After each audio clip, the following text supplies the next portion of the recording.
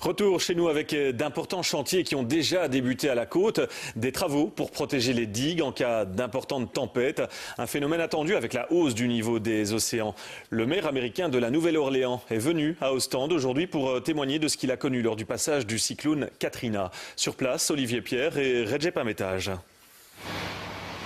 Sur la côte, les travaux ont déjà commencé. Il s'agit de se protéger d'une tempête extraordinaire attendue d'ici 2050. Une tempête dévastatrice comme celle qui fit 7 morts à Ostende en 1953 et qui ravagea les Pays-Bas. Ça peut être l'année prochaine, ça peut être dans 50 ans. Mais il faut s'y attendre puisque je sais qu'il y a encore des gens qui n'y croient pas, mais il y a un changement de climat qui va vers une hausse de la température, donc le niveau de la mer va monter et il y a aussi de plus en plus de tempêtes.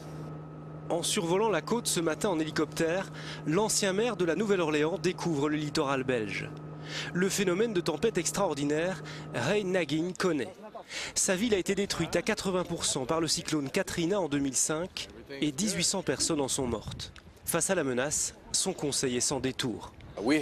Nous avons connu une tempête en 1965. Les protections que nous avons conçues et commencé à construire par la suite n'étaient pas finies lorsque Katrina a frappé. D'avoir attendu, ça nous a coûté 3000% plus cher. Mon message, c'est n'attendez pas, faites-le maintenant. Une dizaine de points faibles ont été recensés sur la côte. Certaines plages subissent déjà un lifting. Des milliers de mètres cubes de sable sont extraits du fond marin pour rehausser leur niveau. Elles devraient résister à l'assaut de vagues de 8 mètres. On ne peut pas construire un cordon dunaire ici pour nous protéger, c'est sûr. Donc on va devoir construire une plus grande plage, une plage très large vers la mer, donc, ce qui va casser les grandes vagues.